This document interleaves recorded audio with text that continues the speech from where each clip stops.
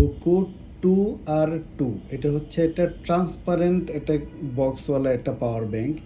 পাওয়ার ব্যাংকের মধ্যে কী কী ফেসিলিটিস আছে যদি বলি, এটা চার্জ দেওয়ার জন্য হচ্ছে এখানে 3টা পোর্ট আছে, মানে লাইটনিং পোর্ট অথবা আইফোনের যে কেবলগুলো এগুলোর পোর্ট, বা টাইপ সি পোর্ট, আর একটা হচ্ছে টাইপ বি পোর্ট। এই 3টা পোর্ট দিয়েই চার্জ দেওয়া যাবে, যে কোনো একটা অ্যাডাপ্টার থাকলেই হবে। আর টাইপ সি যেটা, এটা দিয়ে আপনি মানে চার্জ বেরও করতে পারবেন, এটাতে চার্জ দেওয়াও যাবে, চার্জ নেওয়াও যাবে টাইপ সি পোর্ট দিয়ে। আর এই হচ্ছে জিনিসটা, এখানের খুব ট্রান্সপারেন্ট সাইড একটা সার্কিট বোর্ডটা, আর এই উল্টা দিকে ব্যাটারি দুইটা দেখা যাচ্ছে। আর এইখানে আর টাইপ এ দুইটা আপনার পোর্ট আছে, যদি আপনি এখান থেকে টাইপ এ পোর্ট দিয়ে চার্জ নিতে চান, এগুলো দিয়ে আপনার চার্জ আউটপুট বের করতে পারবেন। আর এখানে একটা মানে ডিভাইসটাকে এওয়েক করার জন্য বা জাগানোর জন্য একটা বাটন আছে, যেখানে চাপ দিলে আপনি দেখাচ্ছে যে কত পার্সেন্ট চার্জ আছে। তো এখানে মজার জিনিস হলো যে আপনার এটা 70% চার্জ আছে, কিন্তু দুইটা জিনিসের এক্সট্রা দেখাচ্ছে, এটা হচ্ছে অ্যাম্পিয়ার, এটা হচ্ছে ভোল্ট। তো ভোল্ট আর অ্যাম্পিয়ার গুণ দিলে কিন্তু ওয়াট পাওয়া যায়। তো আমরা যদি এখন চার্জ দেই, ফর এক্সাম্পল আমরা টাইপ সি পোর্ট দিয়ে আমরা যদি চার্জ দিই, এখানে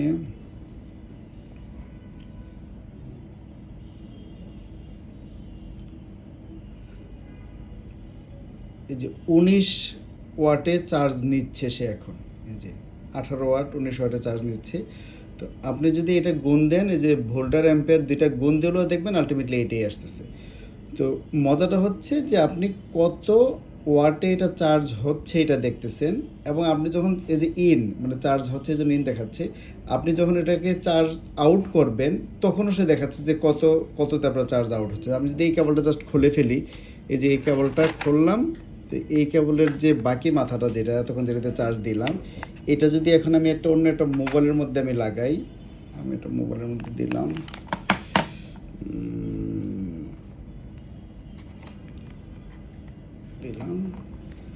দিলে এখন এই যে এখানে চার্জ হচ্ছে, এখানে দেখাচ্ছে এই যে সে 18 ওয়াটে চার্জ এখন দিচ্ছে, যে এখানে হচ্ছে আউট পিডি, যে এখন 18 ওয়াটে আমি আউটপুট পাচ্ছি।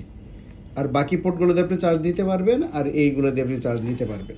তো এই টাইপ এ দিয়ে তো আর আপনি অত বেশি পাবেন বলে মনে হয় না, এটার সাথে এটা কেবল দিয়ে দিচ্ছে, যে হুকুর তারা এই কেবলটা দিয়ে দিচ্ছে টাইপ এ টু সি। তো এ টু সি দিয়ে আমরা এখন দেখি কোন পোর্ট থেকে কত পাই। যে একই মোবাইল যেটা এখন 18 ওয়াটে টানলো, এটা যদি আমরা এখন এখানে দেই, সাথে যে কেবলটা দেওয়া ছিল, এই যে প্রথমে 5 ভোল্ট 2.2 অ্যাম্পিয়ার, তার মানে 5 দোকানে 10 আর 4 মানে মনে হয় 10.5 ওয়াটের মতো করে আপনি এই পোর্ট থেকে পাচ্ছেন। সবসময় মনে রাখবেন ভোল্ট আর অ্যাম্পিয়ার গুণ দিলে হচ্ছে ওয়াট পাওয়া যায়। তো তার মানে 10 10.5 ওয়াটের মতো আমি একই মোবাইল আমি টাইপ সিতে আমি 18 ওয়াট পাইলাম, কিন্তু টাইপ এতে কিন্তু আমি পাচ্ছি না অত বেশি। টাইপ এতে আমি 10.5 মতো পাচ্ছি এই পোর্টে। আমি পাশের পোর্টে দেখি কোনো পোর্টের কোনো পার্থক্য আছে কিনা, এই পোর্টে দেই, না সেম। তার মানে দুইটা সেম, কালারও সেম দুইটার। তো দুইটার ওই কত 10.5 মতো পাচ্ছি। তো এই দুইটা হচ্ছে আপনার পুরানো টাইপের যে কেবলগুলো আছে, টাইপ এ কেবল, টাইপ এ টু বি, এ টু সি বা এ টু আইফোন, এগুলো দিয়ে আপনি এটা চার্জ দিতে পারলেন। আর ইদানিং অনেক পাওয়ার ব্যাঙ্কে কিন্তু শুধু এই একটাই পোর্ট থাকে, টাইপ সি পোর্টই থাকে। বাসুসের যে ওয়্যারলেস যে ম্যাক্সের যে ইয়াটা কী বলে পাওয়ার ব্যাঙ্কটা, ওইটাতে কিন্তু শুধু একটাই পোর্ট, চার্জ দেয়া অথবা আউটের জন্য টাইপ সি। তো আপনি টাইপ সি দিয়ে আপনি চার্জ দিতেও পারবেন, নিতেও পারবেন, তাহলে 18 ওয়াট করে ম্যাক্সিমাম পাবেন। 18 ওয়াটে এটা চার্জ হবে এবং চার্জ বেরো করে দিবে।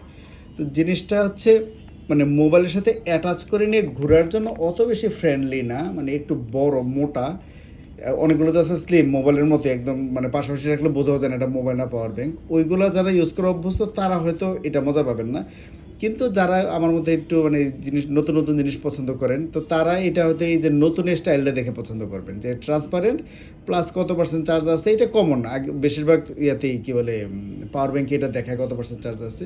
কিন্তু যে ভোল্টার অ্যাম্পিয়ারটা এটা কিন্তু সব মোবাইলে সব পাওয়ার ব্যাঙ্কে থাকে না।